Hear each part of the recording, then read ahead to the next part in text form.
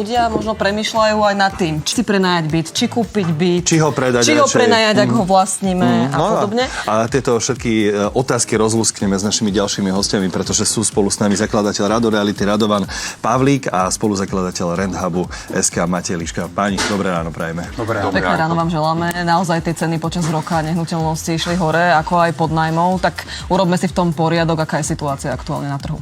Aktuálne situácia na trhu, ja budem hovoriť o tých predajoch. Situácia s predajmi je taká, že to, čo sme mali, to rally za posledný rok, zastavuje.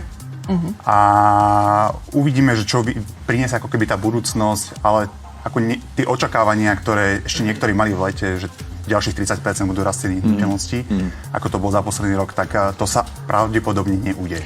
To zastavil asi aj rast hypoték, predpokladáme, že ľudia už si toľko nemôžu požičiavať peniaze. Je to aj v tomto realitnom prípade tá pravda? Určite, ako toto je hlavný ťahuň tej situácie, ktorá je teraz na tom trhu a prečo vlastne ten trh nejakým spôsobom razantne chladne. Hypotéky sú naozaj, že to gro.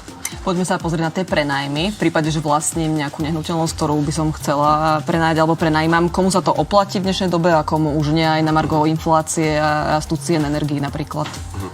Tak tých faktorov, komu sa to oplatí a komu už nie je strašne veľa, ale vzhľadom na ten rast tých sadzieb, hypoték a cien energií sa to v zásade oplatí tým, ktorí buď nemajú tú investičnú nehnuteľnosť záťaženú hypotékou, alebo majú tú hypotéku už veľmi nízku a budúci rok, dva ich nečaká nejaký refinanc. No potom je tu tá druhá skupina ľudí, ktorí by to mali zvážiť a tých nielenže čaká ako keby ten rast cien, ale aj ten refinanc. Budúci rok prináša, ako to my interne voláme, také dve investičné facky. Tá prvá príde v máji, v júni, kedy vlastne budú sa vlastne ako keby dávať nové rozpočty energií, hej, či ľudia ako vlastne zistia, že OK, bude to prvé také ochladenie, že koľko budem viac platiť na tých energiách. A tá druhá investičná facka príde v banke pri tom refinancii, keď zistia, že OK, tak takúto vysokú budem mať splátku hypotéky. Keby som bol ja v situácii, že mám nehnuteľnosť, ktorú prenajímam a ten nájom z toho nájmu, ako keby mi to pokrýva, že len takto hypotéku, len tak tie energie, tak ako správny investor by som si položil otázku, že som schopný si vypýtať alebo vyberať od toho nájomcu viac. Ak je tu odpoveď nie, tak je potom druhá otázka, že som schopný vybrať z vlastného vrecka každý mesiac viac a zadotovať tú nehnuteľnosť, aby sa mi oplatilo si ju nechať. No ak je tu nie a nie, tak jednoducho predaj. Taký kvíz pre vlastníkov a prenajímateľov. No ale čo sa týka možno na tej aktuálnej situácie, niekto zvážuje, že OK, tak vyššie už tie ceny možno neporastú. Je teraz vhodné obdobie na predaj, alebo sa môže skôr ten človek zaujímať o to, že asi to môžem aj prenajať, ale teda za koľko a budú mi ochotní za to dať? Toto je presne tá otázka, ja nadviažem na Mateja. Určite tie ceny ešte nehnuteľnosti sú pomerne vysoké. A v dnešnej dobe moje očakávania sú vzhľadom na ten vývoj cien hypoték a tých úrokových sadzieb je, že to bude stúpať. A tým pádom to bude mať ešte väčší negatívny dopad na celkovo realitný trh. A zároveň prichádza tu aj tá vlna tých ľudí, ktorí prenajímajú, teraz zvýšia sa im splátky a teraz čo s tým? Budú pravdepodobne zvažovať, že tak dám tú nehnuteľnosť na trh, spustím ten predaj.